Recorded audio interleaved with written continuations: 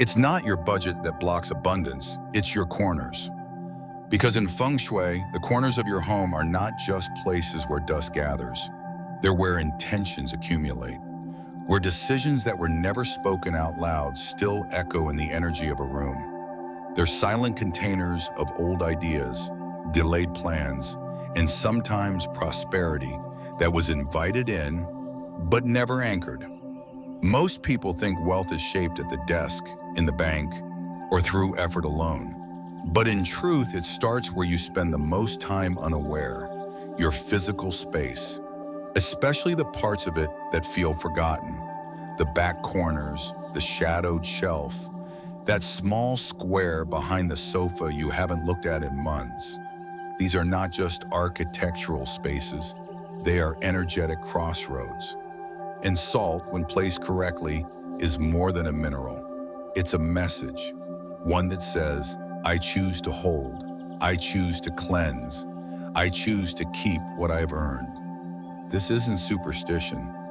This is symbolic design. Because your home doesn't just hold furniture, it holds momentum. And when salt is placed in the right direction, with the right material in the right corner, it doesn't just sit there. It absorbs, it protects, it stabilizes. And when it's neglected, it quietly releases the energy you didn't realize you were losing. Sometimes that loss shows up as overspending, sometimes as emotional friction, sometimes as a pattern where money comes in, but never feels like it stays. In this video, we'll explore 5 powerful yet accessible salt placement strategies that can shift your space from energy sink to energy anchor. These techniques are drawn not from vague belief, but from classical Feng Shui principles that have lasted for centuries, not because they are magical, but because they are precise. You'll learn where to place salt, how to prepare it, what materials to avoid, and which forgotten corners may already be draining your fortune.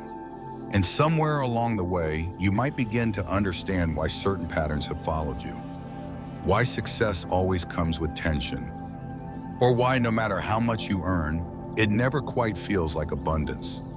This video isn't about doing more, it's about aligning better, about understanding that the energy of wealth does not shout, it watches, and it settles where it feels respected.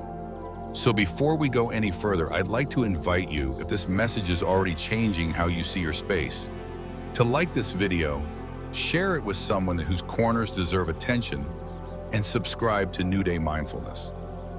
We're building toward 2,000 followers, and when we get there, I'll be releasing a full energetic home reset calendar mapped to the monthly chai rhythms of the lunar cycle, so you'll know exactly when and how to refresh every space in your home without guessing, forcing, or second-guessing what needs to change. Now let's step into the quiet power of salt. Not a seasoning, but a strategy. Because in Feng Shui, how you place the invisible is what makes the visible thrive. Why salt matters in energy flow. Salt, in the world of Feng Shui, is not merely seasoning nor just a kitchen staple. It is a conductor, a calibrator, and a quiet structural authority. To understand its influence is to understand one of the most overlooked truths in energetic design. The spaces we occupy are constantly absorbing and reacting to the frequencies we emit, and salt acts as the crystalline mediator between imbalance and order. Within classical Feng Shui, salt is considered a manifestation of earth element at its purest. It embodies the geometry of containment, square, grounded, stable, and energetically, it represents a field that holds without force. The cubic crystalline structure of salt aligns harmoniously with the fundamental principle of Earth's energetic grid: consistency, stability, and transformation through quiet resilience. Just as Earth nourishes life not through volatility but through dependable structure, so does salt work not through destruction or banishment, but through cohesion. Yet what many fail to understand is that Earth, while deeply supportive, has its limits. Too much of it creates stagnation. Just like a valley that accumulates still water, unchanneled earth chi can become heavy, dull, and energetically suffocating. That's where salt must be placed with precision, not randomly sprinkled, not poured into every corner under the label of protection, but thoughtfully introduced to recalibrate what has fallen out of balance. It doesn't absorb evil. That language is outdated and rooted in superstition. Instead, salt binds disorganized or scattered energy and restores structure to environments that have become energetically lopsided, especially in zones of emotional conflict, financial tension, or technological overload. For this reason, one of the most powerful places to apply salt is not near the front door, but in neglected corners, those spaces that no longer receive movement or attention. In Feng Shui, the wealth corner of a room, typically the far left corner when standing at the entrance, is particularly sensitive to energetic residue.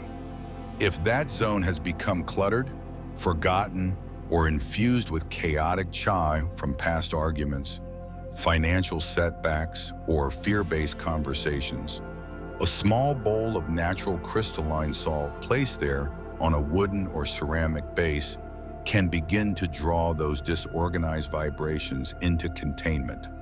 Not erasure, but transformation. The wooden base is essential here. Why? Because wood feeds earth in the 5-element cycle, and ceramic, being derived from fired earth, offers a sympathetic resonance. These materials harmonize with salt's vibrational pattern, enhancing its absorption function without introducing friction. What should be avoided are plastic or metal trays, which often dampens salt's ability to interact with the environment. Plastic, being non-organic, creates an energetic barrier that isolates the salt instead of allowing it to breathe into the space. Metal, unless chosen intentionally, disrupts the earth-wood synergy and instead invokes a destructive cycle where metal over-controls earth, symbolically muting the salt's harmonizing power. The effect is subtle but real, like trying to speak healing words through a broken radio. In modern homes, especially those overwhelmed by technology, screens, Wi-Fi routers, and dense electrostatic interference, salt becomes even more vital. The electromagnetic frequency emitted by devices not only fragments qi, it also accelerates what ancient Feng Shui calls energetic disintegration, a gradual weakening of the home's ability to hold peace. Placing crushed pink Himalayan salt around the base of indoor plants not only supports the earth-wood relationship, but also serves a dual function. It strengthens the plant's qi while shielding the nearby zone from excessive energetic fragmentation. A snake plant, jade or golden pothos, paired with a small ring of Himalayan salt, creates a micro-ecosystem that balances both growth and containment. Salt can also be used in subtle layers beneath furniture, such as under the bed in fabric pouches, or beneath couch corners, especially if these areas rest on formerly troubled spaces, such as where an argument once took place or where grief settled. In these cases, salt acts as a witness and processor, not a purifier in the mystical sense, but as a facilitator of energetic recalibration. Its power doesn't come from exoticness. It comes from alignment with Earth's memory and stability. Another modern yet respectful application is placing a pinch of crushed sea salt inside ceramic diffuser bowls alongside dried herbs like bay leaf or sage in home offices, particularly on wooden shelves. This not only softens the metallic harshness of computers and digital tools, but reintroduces elemental conversation into the environment. Salt communicates. It tells the space that structure is being restored, that boundaries are in place, that chaos has somewhere to settle without spreading. And when salt begins to discolor, clump, or take on moisture despite being in a dry place, that is not a bad sign. It is an energetic signal. It means it has done its job. It has absorbed enough of what did not belong, and now it must be thanked and discarded. You do not flush it. You do not simply dump it in the trash. you return it outside into the earth or wrapped in paper and placed in a bin with intention. That transition from sacred work to release is what completes the energetic transaction. As in all of Feng Shui, it is not the item that is magic. It is the relationship you form with it. So let this be your takeaway. Salt is not protection in the way people think. It is coherence. It is structure. It is the quiet field that catches what is scattered and reminds the space how to breathe in rhythm again. Used wisely, it doesn't just change the air in your home, it changes the undercurrent of how your home holds you. And in a world where noise multiplies and energies bleed across surfaces, the ability to bring clarity back to your physical and energetic environment is not just powerful, it is essential. Salt, when understood this way, becomes less of a ritual object and more of a partner in your space's ongoing evolution toward harmony. Where salt works and where it fails in Feng Shui, not all corners are created equal, and neither are all placements of salt. When people begin using salt as an energy stabilizer, one of the most common mistakes is assuming it can be scattered anywhere and still do its job. But salt is not a catch-all, and its effectiveness is not based on proximity alone. It is based on placement, intention, and most importantly, relationship with the energy of the surrounding environment. Just as a compass only works when oriented properly, salt too must be positioned where it can interact purposefully with chi flow. It is a stillness amplifier, not a general-purpose sponge. The first common misuse occurs when salt is placed in high traffic or overly exposed areas of the home. Think kitchen counters, coffee tables, or open shelving in busy hallways. These spaces are dominated by constant motion, physical movement, shifting air currents, noise, conversation, and energetic activity. Salt, by contrast, thrives in containment. It absorbs slowly and rhythmically. Its power is activated by stillness and reflection, not friction. When placed in these open areas, its field becomes diluted. Rather than gathering and consolidating imbalanced chi, it becomes reactive, pulled in multiple directions, weakening its stabilizing frequency. You don't amplify silence in the middle of a parade. You do it in a cave, in a quiet corner, or behind a screen. Salt deserves the same respect. The second mistake, surprisingly frequent, is placing salt beneath bright artificial lighting. Many believe that a spotlight draws positive energy to the salt, energizing it.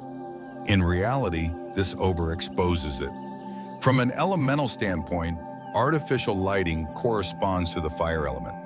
In fire, when dominant, weakens earth, salt's governing principle in the 5-element cycle. Fire evaporates, agitates, and disperses. It burns away cohesion.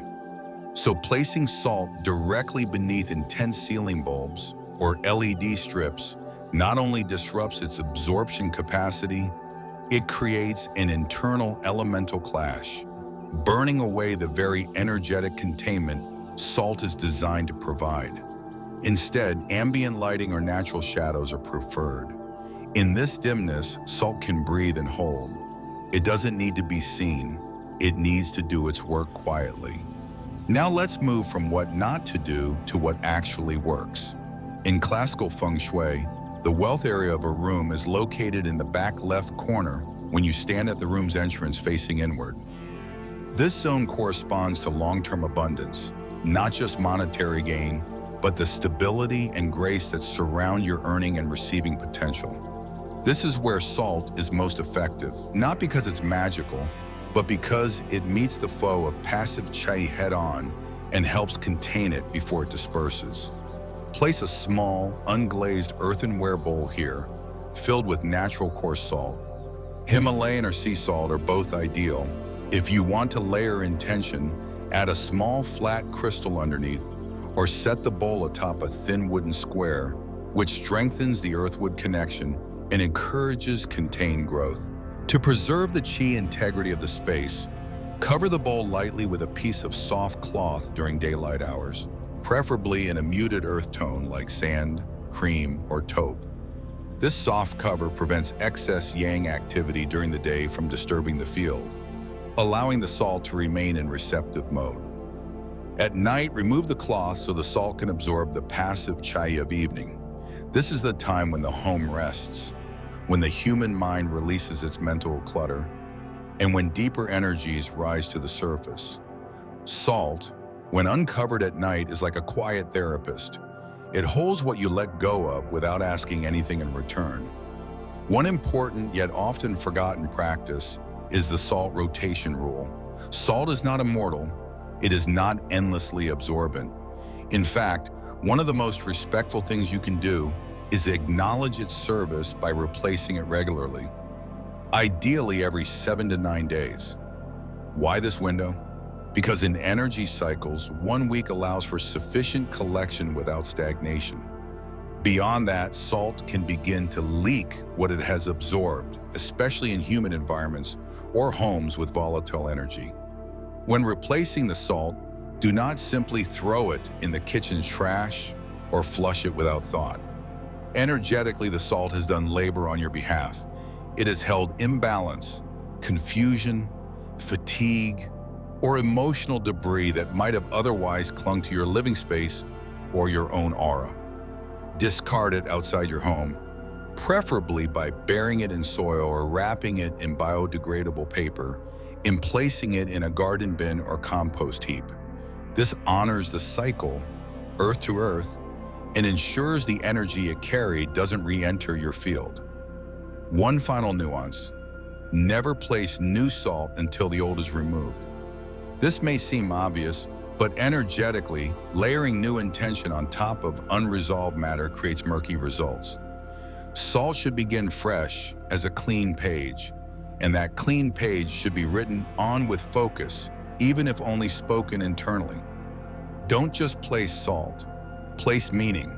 A simple intention such as, "Let this corner hold what I cannot," or "Stability is welcome here," adds resonance that amplifies the salt's already powerful geometric intelligence. In sum, salt is not a universal vacuum. It is a subtle technician.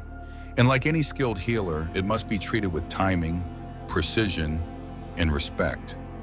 Placed in the right corner, shaded from excessive light, rotated regularly and guided by soft intention, it becomes not just a mineral on your shelf, but an architect of your space's ability to hold what matters. And in a world filled with constant motion, that kind of stillness is not only rare, it's transformative. David Beckham's ritual before the World Cup. David Beckham is rarely the first name that comes to mind in conversations about Feng Shui. Known for precision on the field and global endorsements off it, he's more often associated with style, athleticism, and discipline than energetic alignment. Yet in a 2018 interview with a respected UK interiors magazine, Beckham casually revealed something that struck a deep chord among those who study spatial energy. In preparation for major tournaments, World Cups, UEFA finals, or pivotal matches, he had a specific ritual. He would spend hours organizing his home. Not just any room, and not just general tidying. The focus, according to his longtime housekeeper, was on corners. The corners of his bedroom, the edges of the bathroom, and most curiously, a single bowl of coarse salt water placed deliberately near his bedroom dresser. No one was to move it. No one was to question it. It was replaced weekly, without fail. Quiet, intentional, untouched. What makes this remarkable is not the salt itself, but what it reveals about Beckham's inner process. While not a practitioner of Feng Shui in the traditional sense, his instinct for order, balance, and symmetry mirrors one of the core philosophies of energetic spatial management. In classical Feng Shui, the bedroom is one of the most critical zones in a home, not because it's where sleep occurs, but because it is where unconscious processing happens. It is where the body's defenses lower and where qi, both personal and environmental, reconfigures around the nervous system. And within that space, the corners matter more than most realize. Corners, especially when ignored, become holding zones for delayed thoughts, emotional residue, and vibrational static from daily life. Clearing those corners and placing a salt bowl, especially one infused with earth water intention, like coarse sea salt dissolved in ceramic or glass, creates an energetic anchor. Not dramatic, not loud, just stable. Beckham's practice of replacing the bowl weekly reflects another essential principle in Feng Shui. Nothing absorbs the energy forever. Everything, tools, people, furniture, has a limit. And when we engage our space with regular, respectful cycles of placement and release, we send a message not just to the house, but to ourselves. A message of readiness, of capacity, of stewardship. What Beckham understood, likely without needing the language to explain it, is that personal performance does not begin on the field. It begins in the environment. His ability to focus, execute, and lead under pressure had less to do with superstition and more to do with what high-level Feng Shui calls preparatory chai calibration. In other words, you do not wait for chaos to organize. You organize so that chaos never finds a place to enter. This is not reserved for athletes. Anyone who has experienced anxiety, financial pressure, or emotional overwhelm knows the feeling of chaos arriving before you are ready to face it. And while mindset tools are important, Feng Shui teaches that the outer environment can either hold you in your intention or work against it silently. That's why Beckham's quiet salt ritual is so meaningful. He didn't need incense, candles, or elaborate mantras. He needed the stillness of structure, a salt bowl in the right place, a place replaced in the right rhythm, maintained not by belief, but by discipline.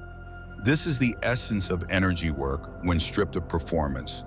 It is not about making a space look spiritual. It's about giving your life a structure that silently supports you. For those dealing with high stress, competitive environments, or periods of uncertainty, start where Beckham started. Don't try to fix your thoughts first. Fix your corners. Place a small ceramic or a glass bowl of coarse sea salt near the edge of your dresser, especially if your bed sits across from the door. Let it absorb. Don't stir it. Don't decorate it. Let it hold what you release throughout the week. Replace it gently every 7 days. Thank it. Discard it away from your home, ideally in soil or with water in nature, and reset the bowl without expectation. This is not mysticism. This is energetic design grounded in subtle structure. And Beckham, whether he realized it or not, followed one of the most powerful unspoken rules of spatial alignment. When your environment is ready to hold your energy rises to meet your environment. His victories may have been shaped by talent and strategy, but they were made possible in part by stillness, not just in mind, but in space. The corner cleanse and anchor practice, the most profound shifts in energy, rarely require sweeping changes. Often they begin in a corner, quiet, unvisited, and overlooked. In Feng Shui, corners are not just architectural leftovers. They are memory pockets of the home. They absorb the unspoken, the unresolved, and the neglected. And when qi becomes stagnant in these spaces, the entire energetic pulse of the room slows. This is where the corner cleanse and anchor ritual becomes not just practical, but powerful. It's a micro adjustment with macro level consequence. And unlike many modern trends that emphasize crystals and complexity, this practice is elegant in its simplicity. 3 elements, 3 days, 1 shift. Begin by selecting a corner that holds a subtle heaviness, not necessarily dirty or cluttered, but energetically closed. Perhaps it's near the front entrance, where first impressions meet internal emotions, or near the kitchen, where nourishment is generated and fortune patterns are anchored, or in the home office, where ambitions are shaped but sometimes stalled. Stand there for a few moments without distraction. You'll know if it qualifies. The sensation is usually a slight pressure, a noticeable temperature drop, or simply a reluctance to stay. That's the space asking to be acknowledged. Next, gather your ingredients with mindfulness. Take 1 tablespoon of coarse natural salt. Sea salt or Himalayan works best, not the fine iodized variety intended for culinary use, which is too processed to hold structural integrity. Add 3 drops of citrus essential oil, preferably orange, bergamot, or grapefruit. Citrus corresponds to the fire element in modern Feng Shui interpretation, bringing movement and brightening stale qi. Lastly, include a pinch of dried basil. This is where the ritual becomes layered. Basil introduces wood energy, representing renewal, upward momentum, and organic clarity. The combination of salt, earth, citrus, fire, and basil wood creates a rare 3-element synergy that doesn't clash, but converges. Earth contains, fire activates, wood grows.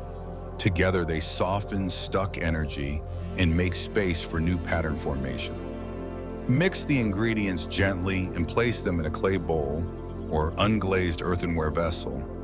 Avoid glass, even though it might seem more decorative. In Feng Shui, earth element is amplified by opacity, texture, and weight. Clay grounds the formulation and aligns it with the very energy you seek to influence, structural coherence. The bowl should not be fancy. In fact, the more modest it is, the better. This is about anchoring, not attracting attention. Now comes the most subtle but important part, the verbal intention. As you set the bowl down in the chosen corner, whisper a single sentence aloud, not with drama, but with quiet decisiveness. Let structure return. Let stuck energy dissolve. Let clarity come. These words serve 2 purposes. They establish direction for the qi, and they declare authorship. You're not begging the universe. You're participating in the reorientation of your space. Intention in Feng Shui is not vague wishing, it is directional thought layered into form. Once the bowl is placed, resist the urge to touch or move it for 3 full days. During this period, do not vacuum near it, do not explain it to house guests, and do not check it constantly for visual proof that it's working. Energetic work is subtle, and the salt's purpose is to bind, not to perform. Behind the scenes, it will begin to attract fragmented qi, reorganizing it within the closed loop of its elemental composition. On the 4th day, return to the bowl and pause for a moment before removing it. You might notice the salt has clumped slightly or its scent has dulled. That's not the result of moisture alone. It's energetic signal. It has finished its task. To complete the cycle, do not dump the contents into the kitchen sink or bathroom drain. Water is the carrier of qi, and using it for disposal may reintroduce the stagnant energy back into your living space. Instead, dispose of the contents by burying them in soil, either in your garden or under a tree nearby. If you live in an apartment or urban area without soil access, wrap the contents in brown paper and place it in a compost bin or outdoor waste bin. This act returns the energy to the earth element from which it came, closing the circuit and signaling completion. Now, for those who wish to refine the ritual further based on their personal goals, this practice includes a symbolic upgrade. If your focus is financial recalibration, perhaps you've been experiencing inconsistent income, surprise expenses, or a subtle fear that money doesn't stay. Add a gold coin or a piece of real jade under the bowl before placing it in the corner. Gold aligns with the metal element, which cuts through confusion and supports integrity in wealth systems. Jade, revered for centuries as a stone of protective prosperity, enhances the field without overpowering it. If your focus is emotional healing, releasing grief, rebuilding confidence, or easing a chronic inner restlessness, place a smooth piece of rose quartz beneath the bowl instead. While not a classical Feng Shui stone, rose quartz is widely accepted in modern energetic design as a support for heart chi. It doesn't amplify, rather it softens. This makes it ideal when the corner being treated has been the site of arguments, breakups, or emotional suppression. The key to the entire ritual is not how much salt you use or how ornate the bowl is. The power lies in the alignment of the three energies: the chosen corner, the elemental balance of the ingredients, and the clarity of your intention. When those three harmonize, the space doesn't just change, you do. And because your space is a mirror of your internal condition, any shift you create in the corner becomes a declaration of new potential in the rest of your life.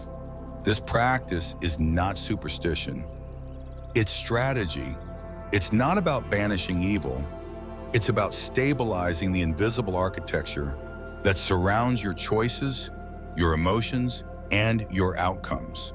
And when you treat even a single corner of your home with this level of intention, you send a message to every other corner of your life.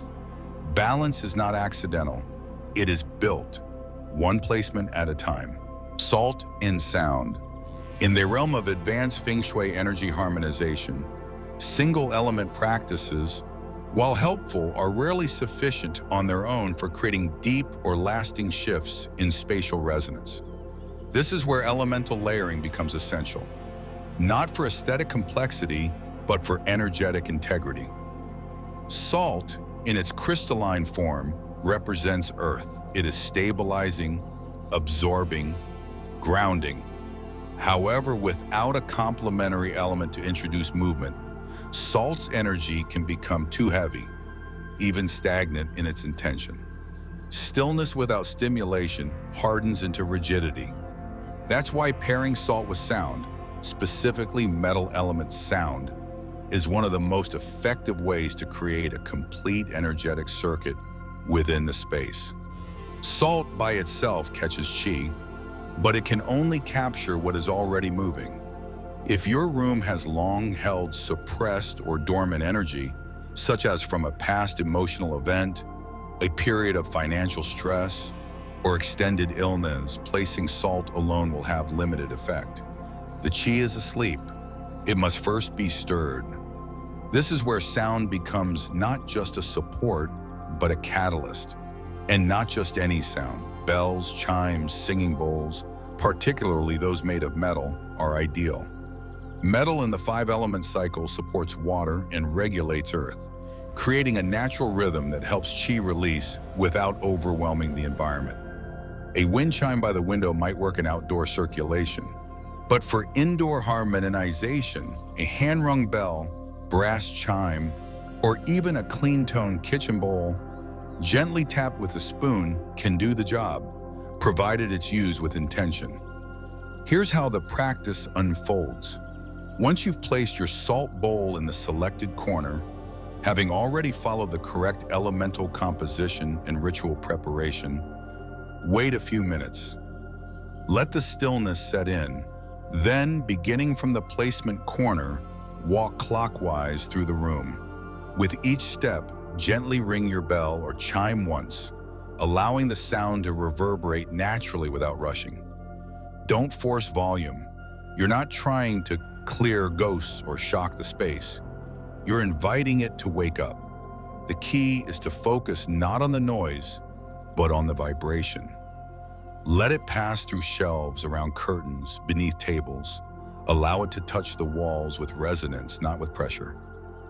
When you complete the circuit and return to the salt bowl, pause. Acknowledge the shift. You've now made the space active and given the salt something to hold. This process is neither religious nor mystical. It is about tuning the sensory fields of your space. Just as a musical instrument must be played before it can be tuned, a room must be vibrated before its chi can be harmonized. Sound activates. Salt stabilizes. Together they create a home that does more than contain your life. It supports it.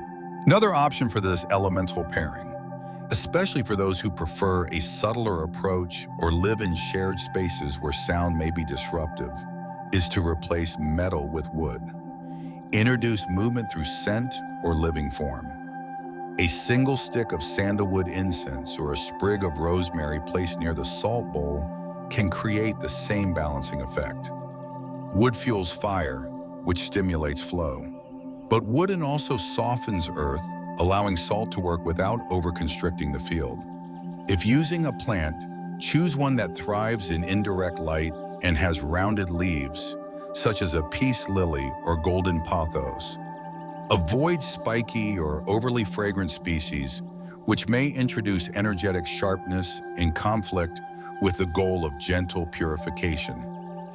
This brings us to one of the most important rules in advanced Feng Shui layering. Balance is not achieved by adding more, but by combining with purpose.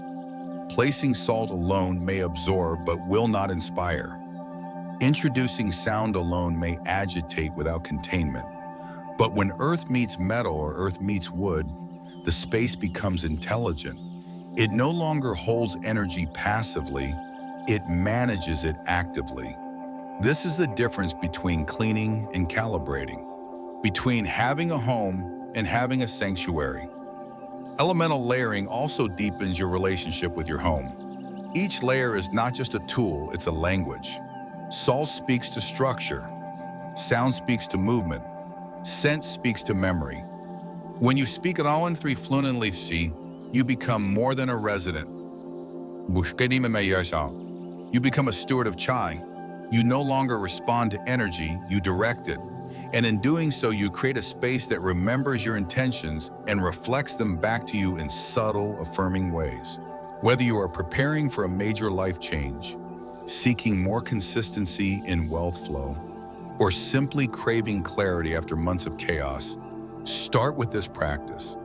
Choose one room, place your salt with care, ring your bell with presence, or light your incense with respect.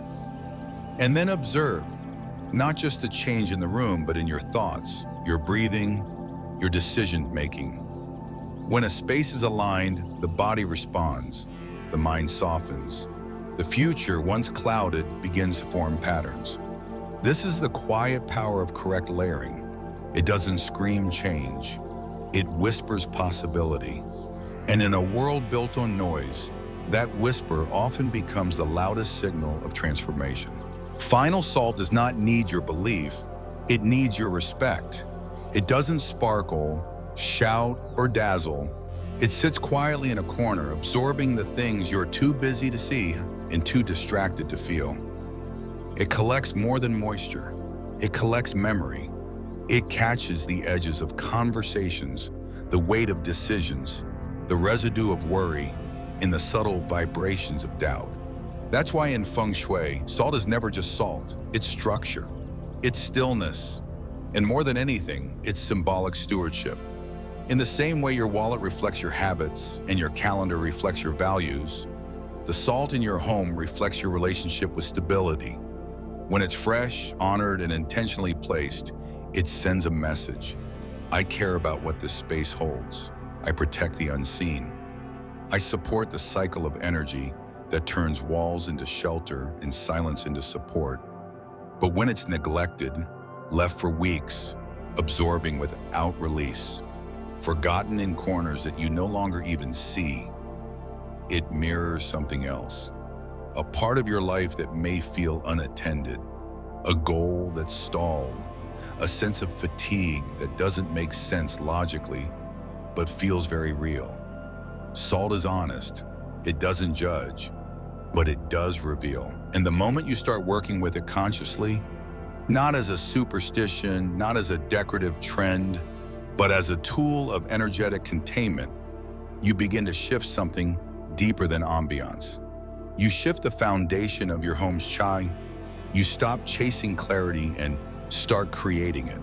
You stop waiting for peace and begin inviting it. And perhaps most importantly, you stop hoping for wealth and begin holding the energy that wealth actually recognizes: consistency, containment, and quiet strength. This is not about belief in magic. It's about belief in alignment.